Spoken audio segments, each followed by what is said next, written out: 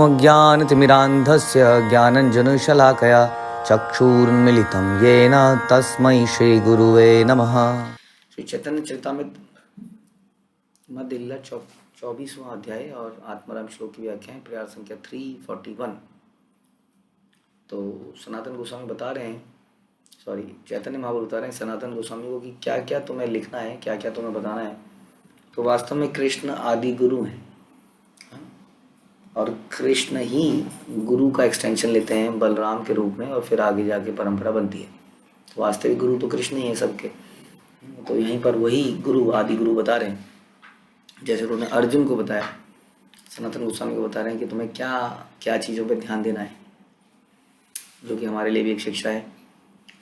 Ekadashi Janmashtami Vaman Dwadashi Shri Ram Navami are Narasimha चतुर्दशी।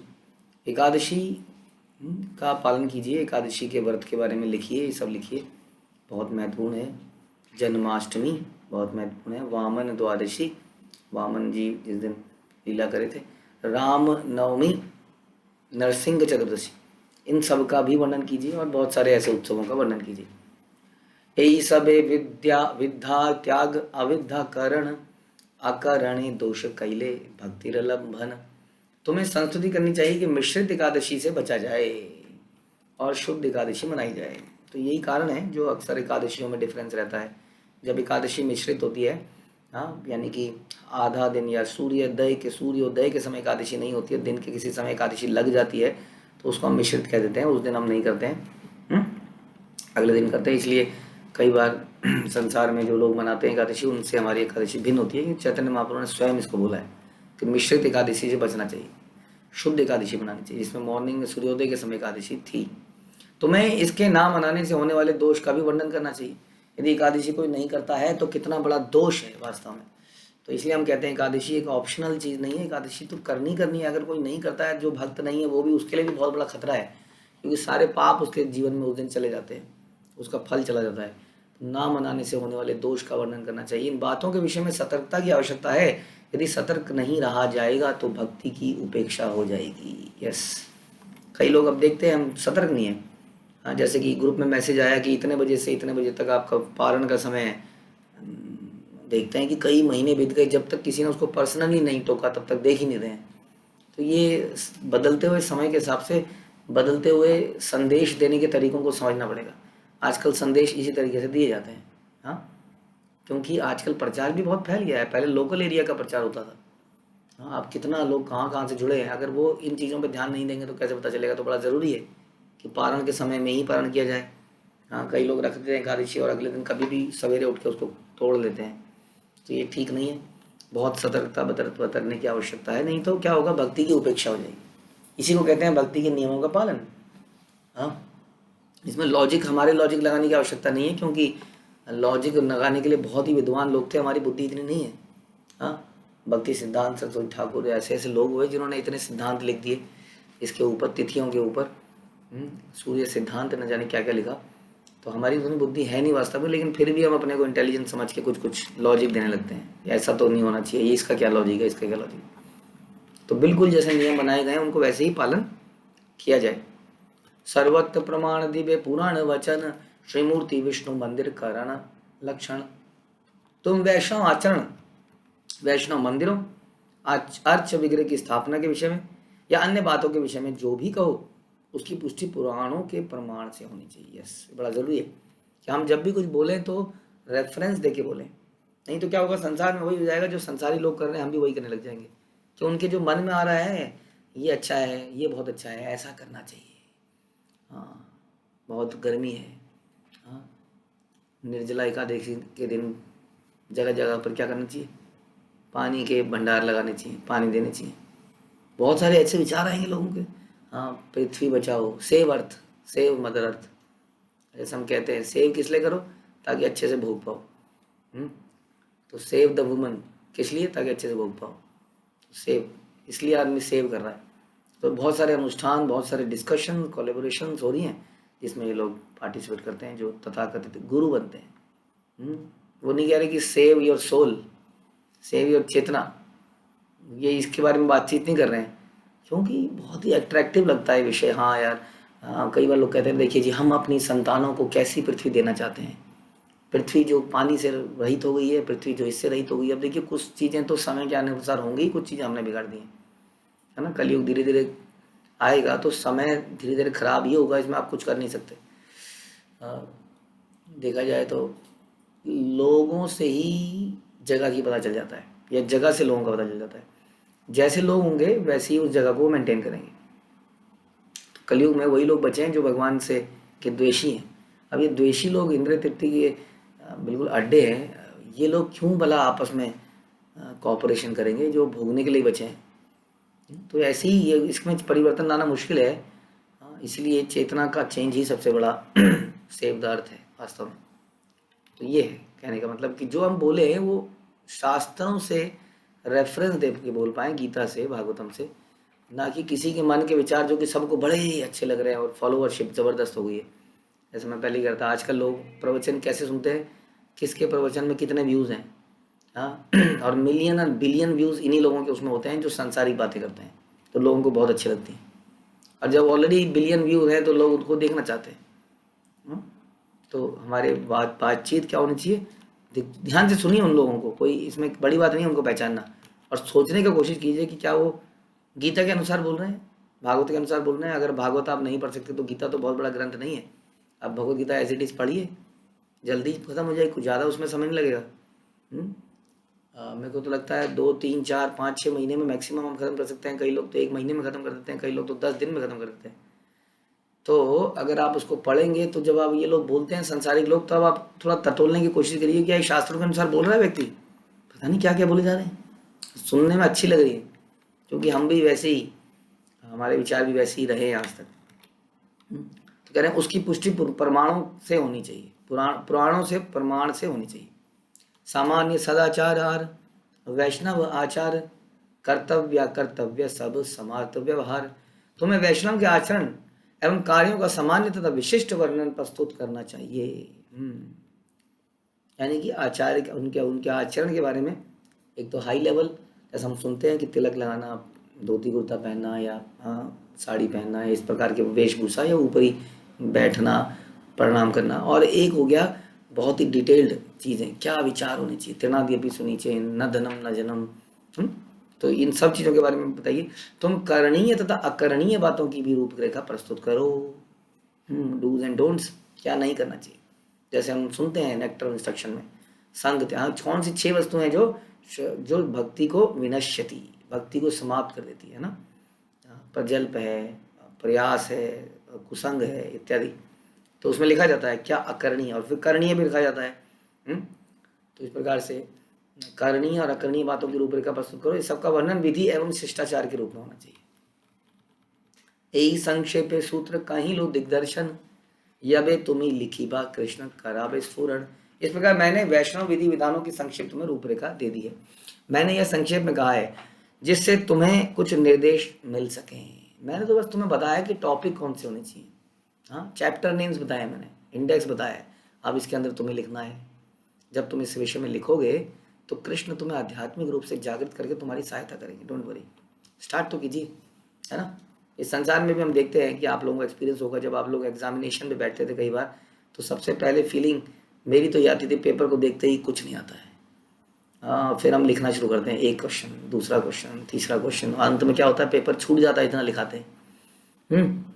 तो जब आप कदम बढ़ाते हैं तो हम कहते हैं ना कि भगवान 10 कदम 100 कदम हमारी तरफ बढ़ाते हैं। तो लेकिन जो पहले से घबरा जाए ये तो मेरे से नहीं होगा, ये तो मैं नहीं कर पाऊंगा। हाँ, तो हम अक्सर कहते हैं कि जो भी वो कर पाएंगे वो नहीं कर पाएंगे, वो सारा बल भगवान ही देते हैं। जो कर रहे हैं उसका बल भी भगवान ही दे रहे हैं। तो यदि भगवान को ठीक लगेगा तो इसके लिए भी वो बल जरूर देंगे। इसलिए हमें प्रारंभ करना चाहिए, हमें कदम बढ़ाना चाहिए। बैठे बैठे प्लानिंग करते रहो पूरे दिन में, उससे कुछ नहीं होता है। Do your planning and then start execution. हाँ, एंड जैसे जैसे हम एग्जीक्यूशन करते हैं तो कई बार हमें प्लानिंग में चेंज करने पड़ते हैं। इस प्रकार से आगे बढ़ते रहिए, भगवान रास्ता जरूर दिखाएंगे। तो कृष्ण तुम्हें आध्यात्मिक रूप से जागृत करके तुम्हारी सहायता जरूर करेंगे, क्योंकि आप उनकी प्रसन्नता के लिए गुरु के आदेश के अनुसार कार्य कर रहे हैं। तो भगवान जरूर ही धीरे धीरे आप देखेंगे कि बड़ी बड़ी समस्याएं आती हैं आध्यात्मिक कार्यों को करने में। जैसा मैं कह रहा था, संसार में जैसी कोई आध्यात्मिक कार्य करने लगो भयंकर समस्याएं आने लगती हैं। परिवार से समस्या आती है, समाज से समस्या आती है, मंदिरों के निर्माण में इतनी जबरदस्त समस्या आती हैं। लेकिन आप देखेंगे कि धीरे धीरे धीरे सारे रास्ते खुल जाते हैं और वो काम हो ही जाता है। तो बता रहे कृष्ण तथा गुरु शिष्य परंपरा के आशीर्वाद के बिना आध्यात्मिक विषयों पर लिखना संभव ही नहीं है।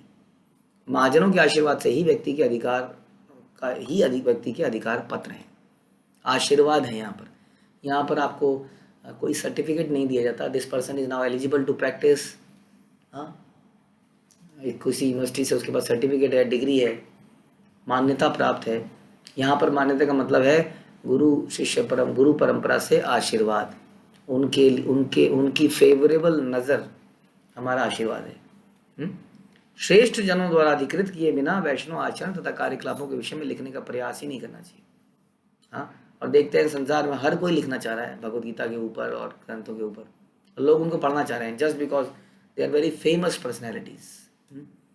मुझे लगता है आज कोई क्रिकेट की बहुत बड़ी पर्सनैलिटी या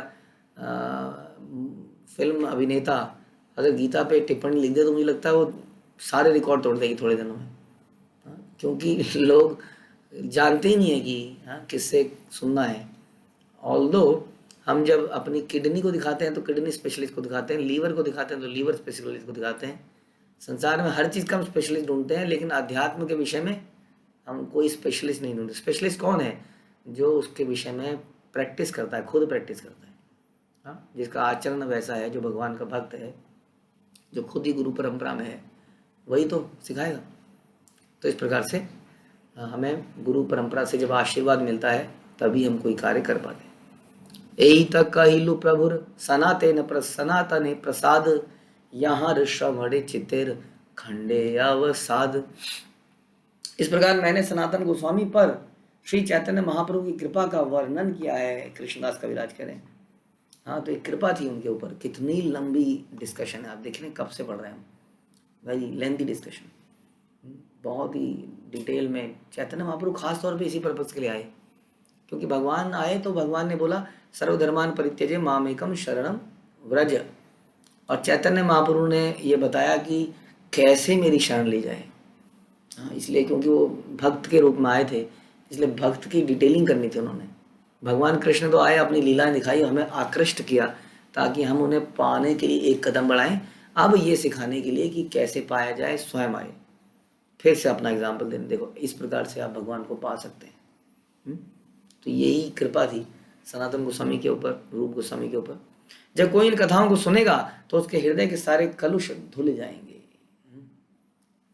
हमारे हृदय में क्या कलुष है? हमारे हृदय में लालच, काम वासनाएं, ईर्ष्या, द्वेष, ये है हमारे कलेश, कलमश, ये धुल जाएं। तो यही प्रार्थना करनी चाहिए कि ये जब धुलेंगे तभी भगवान का ज्ञान हमारे हृदय में बैठेगा। नहीं तो हमेशा कुछ ना कुछ तिगड़म पिगड़म चलती रहेगी और दिमाग में किसी के प्रति विचार आते रहेंगे। निज ग्रंथे कर्णपुर विस्तार करिया, सनातने प्रभु प्रसाद रखिया छे लिखिया। प्रमाणिक कवि कर्णपुर ने चैतन्य चंद्रोदय नाटक नामक एक ग्रंथ लिखा है। इसमें बताया है कि चैतन्य महाप्रभु ने किस तरह अपनी विशेष कृपा से सनातन गोस्वामी को आशीर्वाद दिया। गौणेन्द्र से सभा विभूषण मणिस्त्याक्त्वा यशृद्धाश्रयम्, रूपस्याग्र एव एष एव तरुणीं वैराग्य लक्ष्मी ददे। अंतर्भक्ति रसेन पूर्ण हृदयो बाह्ये अवधूताकृति, शैवालयी प्रियतम महासर इव प्रीति प्रदस्द्विदाम। श्रील रूप गोस्वामी के बड़े भाई सनातन गोस्वामी बंगाल के शासक हुसैन शाह की सरकार में अत्यंत महत्वपूर्ण मंत्री थे। हाँ, ऐसा नहीं है कि ये बहुत बड़े बड़े डिप्लोमेट्स और एग्जीक्यूटिव्स के लिए ज्ञान नहीं है। कितने बड़े होंगे बताइए आप। हुसैन शाह जो कि भारत का उस वक्त, ये जो बंगाल प्रांत है ये मुख्य देश था। हाँ, भारत मतलब बंगाल, इसलिए अंग्रेज लोग बंगाल में पहुंचे सीधा ईस्ट इंडिया कंपनी खोलने। तो ऐसी जगह पर वो प्रधानमंत्री, वित्त मंत्री, ये दोनों भाई थे। कितने महत्वपूर्ण मंत्री रहे होंगे। ऐसे व्यक्ति भक्ति में इतने ज़्यादा डूब जाते हैं और वे उस सभा के अत्यंत उज्ज्वल मणि माने जाते थे। अनेकों लोग उनसे अपने मशवरे लेने आते थे अपने जीवन के विषय में। न जाने कितने लोग उनसे विचार विमर्श करने आते थे। उनके पास राजकीय पद का सारा ऐश्वर्य था, वाकई में राजा जो था उनके ऊपर टोटली डिपेंडेंट था। उस राजा का एक ही काम था कि वो लड़ाई करता था, अटैक करता था, और सारा राज्य इन दोनों भाइयों के हाथों में छोड़ के जाता था। उसको कुछ नहीं पता था क्या चल रहा है, कौन टैक्स वसूल कर रहा है, कहाँ से आ रहा है। उसका काम केवल एक ही था, कैसे अटैक किया जाए, दूसरे राज्य को हड़पा जाए। तो उन पे सारा राज्य, सारा पावर उनके पास थी, पैसा उनके पास था इन दोनों भाइयों पे। किंतु उन्होंने वैराग्य की तरुणी देवी को अंगीकार करने के लिए अपना सर्वस्व त्याग दिया। वैराग्य की तरुणी देवी, ऐसा काम उन्होंने बुढ़ापे में नहीं किया। ऐसा काम उन्होंने बिल्कुल यंग अवस्था में, जब उनका शरीर एकदम स्वस्थ था, तभी उन्होंने इस वैराग्य को अंगीकार किया। क्यों किया? कि कोई किसी को तो बलिदान देना ही पड़ेगा। हम उंगली तो बात उठा देते हैं, ये देखिए जी सब छोड़ दिया इन्होंने। सारे लोग तो नहीं छोड़ते हैं, लेकिन जो छोड़ते हैं उनको क्या है, समाज के लिए कुछ करना है। समाज के लोग इतने दुष्ट हो गए हैं कि कहता देखिए जी दूसरों के ऊपर डिपेंड हो गए लोग, इससे अच्छा तो कुछ कर ही लेते ना। समाज में बोझ बन गए। समाज में बोझ तो हर वो व्यक्ति है जो भगवान का नाम नहीं लेता, जिसका सर भगवान के आगे नहीं झुकता। इसलिए यमराज अजामिल कथा में कहते हैं कि उस हर व्यक्ति को मेरे पास पकड़ के लाओ जो भगवान को के आगे झुकता नहीं है, भगवान का नाम नहीं लेता। हाँ? यानी कि यही तो है बोझ समाज में। कौन हुए? यमराज कह रहे हैं उन्हीं व्यक्तियों को लाओ मेरे पास, और जो भगवान के आगे झुकता है, प्रणाम करता है, उनको मेरे पास मत लाओ। और जो भगवान के लिए सब कुछ त्याग दे, वो उसको तो विशेष गद्दी में बिठाया जाएगा। लेकिन बाकी लोग क्या है, बोझ हैं संसार में, जिसका यमराज वेट कर रहे हैं, बस इधर प्राण निकले उसके बाद चालू। हाँ, लेकिन ऐसे लोग कहते हैं देखिए जी समाज पे बोझ बन गए हैं, अब भीख मांग रहे हैं, इधर उधर मांग रहे हैं। वास्तव में वो समाज को रास्ता दिखा रहे हैं। लेकिन वो समझ नहीं आता, उनको लगता है हम रास्ते पे चल सकते हैं, खुद ही चल सकते हैं। वो गलत रास्ते में जा रहे हैं और कह रहे हैं हम चल सकते हैं। इसलिए जिन्होंने सब कुछ इस प्रकार से त्यागा हो, वो बड़े ही सम्मान के पात्र हैं वास्तव में। यद्यपि बाहर से भी ऐसे साधु लगते थे जिसने सर्व से त्याग दिया हो, किंतु उनका हृदय भक्ति के आनंद से उत्प्रोत था। ऐसा नहीं था त्याग देने का मतलब उनका ये था कि संसार को इस प्रकार से त्याग दिया कि हर वस्तु को त्याग दिया, ना कि हर वस्तु को भगवान की सेवा में लगाया। तो उनका हृदय भक्ति के आनंद में था। ये त्याग जो भक्त लोग करते हैं, ये त्याग डिफरेंट होता है। जो संसारी लोग त्याग करते हैं वो डिफरेंट होता है। संसारी लोग कई बार संसार से भाग कर त्याग देते हैं। हाँ, उन्हें लगता है कि संसार बड़ा खतरनाक है, ये तो हम भी कहते हैं। उन्हें लगता है कि ये जगह बड़ी ना, ये जगह ठीक नहीं है, हाँ ये बड़ी गंदी है, नकली है, वटेवर। हाँ, लेकिन भक्त लोग उसी जगह को इतना सुंदर बना देते हैं, राइट। श्रील प्रभुपाद ने जगह जगह पर मंदिर बना के, मंदिरों का निर्माण करके क्या किया, जगह जगह पर संसार के अंदर वैकुंठ बना दिए, एम्बेसी खोल दी भगवान की। जहाँ जाइए अपना पासपोर्ट बनवाइए, कहाँ जाने का, गोलोक में जाने का। तो इस प्रकार से अनेक एम्बेसी श्रील प्रभुपाद ने पूरे संसार में खोल दी हैं। तो इस प्रकार से ये भक्त लोग जो है, साधु लोग इस प्रकार से करते हैं। वो संसार से घृणा नहीं करते हैं, संसार की वस्तुओं को भगवान के लिए इस्तेमाल करते हैं, अपने लिए नहीं करते हैं। इसी को त्याग कहा जाता है। इस तरह में कोई काई से आच्छादित गहरे सरोवर के समान थे। यानी कि ऊपर से काई दिखती है, लगता है सरोवर गंदा है, लेकिन उसके अंदर पानी स्वच्छ होता है। वे उन समस्त भक्तों के लिए आनंद के विषय से तो भक्ति के विज्ञान को जानते थे। वही लोग उनको समझ पाए वास्तव में, इन दो भाइयों को, जो कि भक्ति करके जिनका हृदय निर्मल हो गया था। वही व्यक्ति इन संतों को, साधुओं को समझ पाएगा। एक आम व्यक्ति इन साधुओं को नहीं समझ पाएगा, उन साधुओं में कमियां देखेगा, गलतियां देखेगा। तो ये ध्यान रखिए किस तरह से हमें इनको देखना चाहिए। तम सनातनमुपागतं क्षोरों दृष्टमात्रमतिमात्र दयाद्र आलिलिंग परिघायत दौर्भ्याम सानुकंपत चंपक गौर। जैसे ही सनातन गोस्वामी चैतन्य महाप्रभु के समक्ष में आए, वैसे ही वे उन्हें देखते ही दयाद्र हो उठे। सुनहले चंपक फूल के वर्ण वाले महाप्रभु ने अपनी बाहों में भरकर उनका आलिंगन किया और अत्यधिक स्नेह व्यक्त किया। क्यों स्नेह व्यक्त किया? हमारा स्नेह जो है मशरूम की तरह नहीं होता है। हाँ, इस संसार में स्नेह होता है, अचानक से आप किसी को गले लगाना चाहते हैं, या फिर ये स्नेह इसलिए था क्योंकि वो उनके प्रति समर्पित थे। सनातन गोस्वामी, रूप गोस्वामी, छठ गोस्वामी ने महाप्रभु के साथ संग कर सकते थे, लेकिन महाप्रभु की आज्ञा थी कि आप वृंदावन में जाइए और वहाँ पर ये सारे काम कीजिए। और वो सालों साल महाप्रभु से दूर रहे। आप जानते हैं कितना गहरा, कितना विश्वास होगा उनके ऊपर कि उन्होंने इतना बड़ा कार्य किया, इतने सारे ग्रंथ लिखे। आज इस वृंदावन का दर्शन सारा संसार कर रहा है, करोड़ों लोग वृंदावन जाते हैं, वहाँ पे जगह नहीं मिलती है, पार्किंग नहीं मिलती है। हाँ, इस जगह को, इस वृंदावन की लीला स्थलियों को खोजने में इन्हीं गोस्वामियों का काम है। तो इस प्रकार से कितना महान लीला स्थलियों को खोजना, ग्रंथों को लिखना, कितना बड़ा काम रहा होगा, मंदिरों का निर्माण करना इन्होंने किया। इतने समर्पित थे, इसीलिए उनके हृदय में बसे हुए थे। तो चैतन्य महाप्रभु उनका आलिंगन करते हैं और अत्यधिक स्नेह व्यक्त करते हैं सनातन गोस्वामी के लिए। कालेन वृंदावन केली वार्ता लुप्तेति ताम ख्यापयितुं विशिष्य कृपामृतेनाभि शिशे च देवस तत्रैव रूपम च सनातनम च। काल के प्रभाव से वृंदावन में कृष्ण लीलाओं का दिव्य समाचार प्राय विलुप्त हो चुका था। कृष्ण लीलाएं विलुप्त हो गई हैं, एज इट इज नहीं रही हैं। चैतन्य महाप्रभु के जाने के बाद फिर से गिरावट आई। कई लोगों ने कई सारे सहजीय प्रांत वो बना लिए और शिक्षाओं को छुपा दिया। तो उसके बाद में हमारे और आचार्यों ने भी इसको फिर से एज इट इज स्थापित किया। तो ऐसा होता है समय समय पर, जब गुरु परंपरा छिन्न भिन्न हो जाती है तब ज्ञान जो है एज इट इज आगे नहीं आ पाता है। भगवान गीता में बताते हैं ना कि मैंने ये ज्ञान सूर्य देव को दिया, मनु इक्ष्वाकु आदि को दिया, तो इस प्रकार से कालांतर में आया। लेकिन क्या हो गया, कालांतर में ये गुरु शिष्य परंपरा छिन्न भिन्न हो गई, इसलिए ज्ञान एज इट इज संसार में नहीं रहा। तो ये ज्ञान कब हिल जाता है, जब गुरु शिष्य परंपरा टूटती है, जब कोई व्यक्ति बिना, या कोई अचानक से ऐसा गुरु बन जाता है जो कि शरणागत नहीं है परंपरा के प्रति। तो काल के प्रभाव से क्या हुआ, कृष्ण लीलाओं का दिव्य समाचार लुप्त हो गया। उन दिव्य लीलाओं को स्थापित करने के लिए चैतन्य महाप्रभु ने श्री रूप गोस्वामी और सनातन गोस्वामी को अपनी कृपा मूर्ति, कृपा रूपी अमृत से शक्ति प्रदान करी, जिससे कि वह वृंदावन में यह कार्य पूरा कर सकें। तो भगवान की शक्ति से ये कार्य हो पाते हैं। लेकिन भगवान किसको शक्ति देते हैं?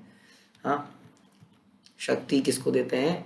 जो शक्ति नहीं चाहता है, जो सेवा करना चाहता है, वही व्यक्ति शक्ति का सही इस्तेमाल कर पाएगा। जो शक्ति चाहता है, रावण, हिरण्यकश्यपु, वो शक्ति का दुरुपयोग करते हैं। वैष्णव लोग शक्ति नहीं चाहते हैं। भगवान जैसे श्रील प्रभुपाद ने जब विदेश में गए तो बोलते हैं नचाइते नचाइते नचाइते से मत। कहते हैं जैसा आपको नचाना है वैसा नचा लो। मैं यहाँ क्यों आया हूँ, पता नहीं क्यों आया हूँ यहाँ पर, ना तो मेरी बोली यहाँ कोई जानेगा, ना इंग्लिश ढंग से मैं मेरा बोलने का तरीका ही डिफरेंट है। ये लोग बिल्कुल डिफरेंट है। इन लोगों को समय नहीं है एक मिनट भी रुकने का, भागते से रहते हैं हमेशा। कौन मेरी बात को बैठ के सुनेगा? बैठने का समय कहाँ इन लोगों के पास। फिर मेरी बोली, फिर मेरा बुढ़ापा, फिर ये मौसम। इसलिए भगवान आप ही को पता होगा आप क्यों लाए हो, आपका कोई विशेष प्रयोजन जरूर रहा होगा। आप उस प्रयोजन का पूरा कीजिए, जैसा करना कीजिए। तो भक्त नहीं कहता भगवान मुझे शक्ति दो, मैं सारे संसार को बदल के रख दूं। वो कहता है कि भगवान आपको जो सेवा लेनी है मेरे से वो ले लो, और उसके लिए जैसा ठीक लगे दे दो, कर दो। नहीं कहता मैं खूब धन कमाऊंगा, फिर संसार में मंदिरों का निर्माण करूंगा, हाँ इसके लिए, लेकिन मैं चैंटिंग करने का समय नहीं मिलेगा प्रभु जी, मुझे धन कमाना है, भगवान की सेवा में लगाना है। इस तरह से नहीं बोलता है वो। अपनी भक्ति छोड़ के जो भक्ति का प्रचार करना चाहेगा वो क्या प्रचार करेगा, क्या आचरण रखेगा? तो इस प्रकार से अपना आचरण तो पहले है, अपनी भक्ति पहले, साथ साथ में हम भगवान से प्रार्थना करते हैं कि मुझे अपनी सेवा में लगाइए। और सेवा के लिए ऑब्वियसली जब भगवान सेवा देंगे तो उसके लिए शक्ति नहीं देंगे क्या? कितना कोई आदमी किसी को सेवा देता है तो इंस्ट्रक्शन भी देता है, बताता भी, अधिकार भी देता है, तुम्हें ये अधिकार है, ये प्रसाद बांटने की सेवा आपको दी जा रही है, आपका अधिकार क्या है? कम बांटना है, ज़्यादा बांटना है, क्योंकि यू आर द, अब आप यहाँ पे देख रहे हैं इस काम को, है ना। उसको शक्ति दी जाती है कि आप इसको कीजिए और अपने हिसाब से बांटिए, क्योंकि उस व्यक्ति ने ऐसा विश्वास पैदा किया होगा इस तरह से। और उसमें बीच में कुछ गलतियाँ होती हैं तो भगवान सिखाते रहते हैं, देखो यहाँ तुम शक्ति का दुरुपयोग भी कर रहे हो। कई बार हम मना करते हैं ना, नहीं मिलेगा आपको, जाइए कई बार ऐसा बोल देते हैं, तो फिर हमारे सीनियर बताते नहीं नहीं इस मूड से सेवा मत कीजिए। तो इस प्रकार से बीच बीच में करेक्शन भगवान भक्तों के माध्यम से और गुरु के माध्यम से करते रहते हैं। एई तक कहिलु सनातने प्रभुर प्रसाद, यहाँ ऋषवणे चितेर खंडे अवसाद। इस तरह मैंने चैतन्य महाप्रभु द्वारा सनातन गोस्वामी पर कृपा प्रदान करने का वर्णन किया है। दिस इज कृपा। यहाँ पर कृपा किसको कह रहे हैं? यहाँ पर कृपा कर रहे हैं जो दिव्य ज्ञान उनको दिया गया, हाँ, एक एक चीज के बारे में, और उनको सेवा दी गई। यहाँ आचरण संबंधी जो बातें आपने पिछले कुछ प्रयारों में सुनी, उसमें चैतन्य महाप्रभु ने बताया नहीं है। बोला इसके बारे में भी लिखो, इसके बारे में लिखो, फिर बोला लिखूंगा क्या, लेकिन बोले तुम लिखना शुरू करो, भगवान तुम्हें शक्ति देंगे। तो केवल सेवा दी है, सेवा से रियलाइजेशन आती है। सेवा शक्ति दी गई है, आपको पता नहीं चल रहा है, दी गई है। हाँ, जब आप करेंगे तो आपका हृदय परिवर्तित होगा, रियलाइजेशन आएगी, उसी मूड से करेंगे तो। इसलिए यहाँ पर कृपा क्या है, कृपा वास्तव में क्या है, उनकी शरणागति के कारण उनको दिया गया ज्ञान, उनको दी गई शक्ति, ना कि उनको है ना कोई और चीज़, जैसा हम सोचते हैं कृपा के कई मतलब निकाल लेते हैं हम लोग। तो इस तरह मैंने श्री चैतन्य महाप्रभु सनातन गोस्वामी पर कृपा प्रदान करने का वर्णन किया। यदि कोई इसे सुनेगा तो उसके हृदय का सारा विषाद लुप्त हो जाएगा। कृष्णेर स्वरूप गणेर सकल हय ज्ञान, विधि राग मार्गे साधन भक्ति रविधान। सनातन गोस्वामी को दिए गए इन उपदेशों को पढ़कर कृष्ण के विविध अंशों और तथा वैधित एवं रागानुगा भक्ति की विधियों से पूरी तरह अवगत हुआ जा सकता है। यस, ये ज्ञान इतना विस्तृत है कि श्रील प्रभुपाद ने एक पुस्तक ही निकाली अलग से, चैतन्य महाप्रभु की शिक्षाएं, जिसमें उन्होंने रूप गोस्वामी और सनातन गोस्वामी को दी गई शिक्षाओं को समराइज किया गया है, अलग से पुस्तक निकाली, इतनी महत्वपूर्ण। आप देखेंगे कि जो भी हम प्रचार करते हैं वो सब इन बातों में आ गया, जैसे निर्विशेषवाद, साकार आकार निराकार इसके अंदर आ गया, मूर्ति पूजा वगैरह वगैरह, नाम की महिमा इसके अंदर आ गया, वैष्णव आचरण इसके अंदर आ गया। आप जो भी विषय देखेंगे आपको इन दोनों को दिए गए ज्ञान में सब वो विषय मिल जाएंगे, सारे के सारे, इतना महत्वपूर्ण। हाँ, तो उपदेशों को पढ़कर कृष्ण के, तो हमें क्या, कृष्ण के अंशों, वैधि रागानुगा भक्ति किसको कहते हैं, जो हमने सुना, वैधि भक्ति किसको कहते हैं, कृष्ण क्या है, कृष्ण के अलग अलग अंश क्या हैं, ये सब समझ में आते हैं, अलग अलग विष्णु कौन है। तो इस तरह प्रत्येक वस्तु पूरी तरह से जानी जा सकती है। कृष्ण प्रेम भक्ति रस सिद्धांत, इहा ऋषवणे भक्त जाने न सब अंत। इन उपदेशों को पढ़कर शुद्ध भक्त कृष्ण प्रेम, भक्ति रस तथा भक्ति के निष्कर्षों को समझ सकता है। लेकिन क्योंकि हमारी बुद्धि कम है तो कई बार हम ना समझ पाए, इसलिए हम लोग फिर आचार्यों की पुस्तकें और पढ़ते हैं जो इन्हीं ग्रंथों को और एक्सप्लेन करती हैं, जैसे श्रील प्रभुपाद करते हैं आगे के ग्रंथों में या अपने तात्पर्यों में, ताकि हम इनको भी ठीक से समझ पाएँ। तो केवल है ना, हम अक्सर बोलते हैं कि केवल ग्रंथ से हमारा काम नहीं चलता है, ग्रंथ भागवत, हमें भक्त भागवत की आवश्यकता होती है जो ग्रंथ भागवत को समझने में हमारी मदद करता है। इन उपदेशों का अध्ययन करके हर व्यक्ति इन बातों के अंतिम निष्कर्ष को अच्छी तरह समझ सकता है। अंतिम निष्कर्ष, हालांकि अंतिम निष्कर्ष फिर भी आदमी समझ नहीं पाता है, क्योंकि हम देखते हैं कि लोग गीता पढ़ रहे हैं, सालों से गीता भारतवर्ष में पूजी जा रही है, हाँ, लाल कपड़े में अगरबत्ती लगा के, लेकिन फिर भी कोई ऐसा परिवर्तन नहीं, कोई ऐसी क्रांति नहीं आई थी जब तक श्रील प्रभुपाद ने Bhagavad Gita as it is नहीं लिखी, और उसके बाद में श्रील प्रभुपाद के सेंटरों में उसको एक्सप्लेन नहीं किया गया, मंदिरों में एक्सप्लेन नहीं किया गया।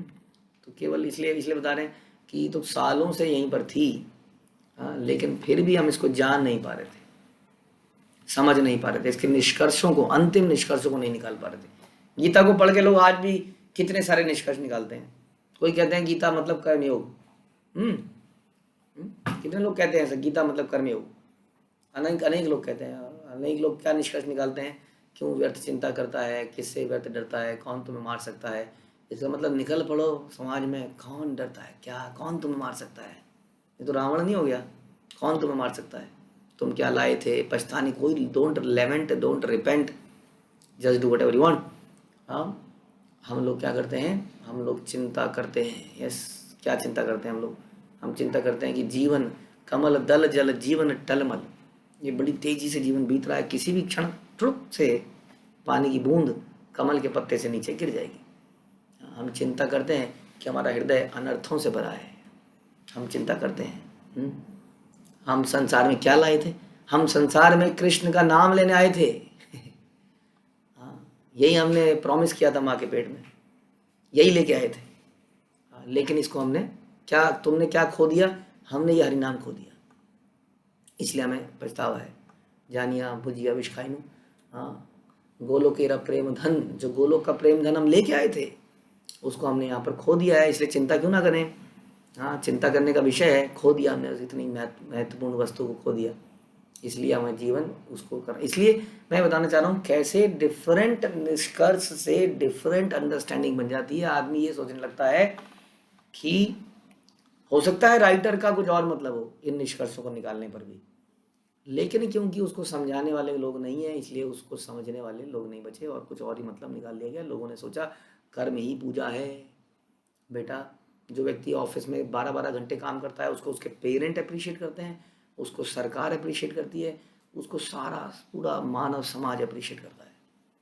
हाँ, और जब जो आदमी 12 घंटे जब करता है उसको पेरेंट्स दुत्कारते हैं, समाज दुत्कारता है, सरकार सब लोग दुत्कारते हैं। हाँ, तो ऐसा समाज बन गया है वास्तव में। तो इसलिए बड़ा ज़रूरी है कि अंतिम निष्कर्ष हम सुनने के लिए हम जरूर आचार्यों पर डिपेंड करें। अंतिम निष्कर्ष हम अपने आप से ना निकालें ग्रंथों के। श्री चैतन्य नित्यानंद अद्वैत चरण यार प्राण धन से ही भाई ए धन। इन उपदेशों के निष्कर्ष को वही जान सकता है जिसके लिए श्री चैतन्य महाप्रभु, नित्यानंद प्रभु, अद्वैत प्रभु के चरण कमल ही जीवन और प्राण है। ये बताया देखिए अगले श्लोक में। हाँ, हम कहेंगे हम निष्कर्ष निकाल सकते हैं जी, हम किताब पढ़ लेंगे, किताब घर में ले आएंगे, निष्कर्ष निकाल लेंगे। जैसे कि आजकल सब गुरु की क्या आवश्यकता है, वैसे भी सब कुछ आजकल खुद ही मिल जाता है, गूगल है, बहुत कुछ है। देखिए, अगर गूगल में आपने किसी के प्रवचन सुन भी लिए लेकिन तो भी शरणागति तो होना ही पड़ेगा ना आपको। जैसा भगवान बोलते हैं तद विधि प्रणिपाते न परिप्रश्न सेवया। या जैसे अर्जुन बोलता है कि कार्पण्य दोष उपत स्वभाव पृच्छामि त्वाम धर्म सम्मूढ़चेता। तो बोलते हैं कि अब तो इस प्रकार से हमें शरणागति तो होना ही पड़ेगा, क्योंकि भक्ति का मतलब है शरणागति। तो शरणागति भगवान से करने से पहले हमें भक्तों को करनी होती है, उनकी सेवा करनी होती है। यस, भगवान ने बहुत अच्छी कंडीशन लगा रखी है छटनी करने की, क्योंकि बड़ी चीज़ के सामने तो हर कोई नतमस्तक करता है पावर के आगे। लेकिन भगवान ने कहा बेटा पता चलेगा कि ये मेरे भक्तों के आगे कर रहा है कि नहीं, तब तो पता चलेगा तेरे अंदर ह्यूमिलिटी आई है या फालतू में ऐसी उछल रहा है। तो भगवान ने बड़ा अच्छा सिस्टम बनाया है, गुरु भक्त शास्त्र, तब जाके मेरे पास आना। इसलिए बता रहे हैं कि निष्कर्षों को वही जान पाएगा जिसके लिए ये चैतन्य महाप्रभु, नित्यानंद प्रभु, अद्वैत प्रभु के चरण कमल ही जीवन है, प्राण है। श्री रूप रघुनाथ पदे यार आश चैतन्य चरितामृत कहे कृष्णदास। और इसी प्रकार से वही एग्जाम्पल सेट करते हुए बता रहे हैं कि मैं भी ये निष्कर्षों को अपने आप नहीं निकाल रहा हूँ। मैं भी निष्कर्ष को कैसे निकाल पा रहा हूँ, रूप सनातन रघुनाथ इत्यादि इन गोस्वामियों के चरण कमलों में मैंने प्रार्थना करी, उनकी कृपा की कामना करते हुए मैं कृष्णदास उनके चरण चिन्हों पर चलकर श्री चैतन्य चरितामृत का वर्णन कर रहा हूँ। हाँ, खुद को भी एक प्रकार से यही बता रहे हैं कि डोंट थिंक कि आई एम इंडिपेंडेंट, मैं इन ग्रंथ को इतना सुंदर ग्रंथ लिखा, कमाल कर दिया तुमने। हम कह रहे नहीं नहीं, ये ग्रंथ भी मैं, अब ये भी भगवान कृष्ण का नाम नहीं ले रहे हैं फिलहाल, है ना। किसकी कृपा बोल रहे हैं, अपने गुरु की, अपने भक्तों के, जिनको इनके संगी थे। कौन थे, रूप रघुनाथ। हाँ, उन्हीं के माध्यम से कृष्णदास कविराज ने ये कथा को सुना था, रघुनाथ दास गोस्वामी। तो उन सब के प्रार्थना की याचना करते हैं और उनके चरणों पर चलने के लिए प्रार्थना करते हैं और इस प्रकार चैतन्य चरितामृत का वर्णन करते हैं। तो इस प्रकार चैतन्य चरितामृत की मध्य लीला के 24वां अध्याय, काफ़ी लंबा अध्याय था। हाँ, इसका तात्पर्य पूर्ण हुए। इसमें लगभग हमने 500 पेज पढ़े, जिसमें आत्माराम श्लोक तथा सनातन गोस्वामी पर महाप्रभु की कृपा का वर्णन हुआ है। श्री चैतन्य चरितामृत की जय, श्रील प्रभुपाद की जय, श्री कृष्णदास कविराज की जय।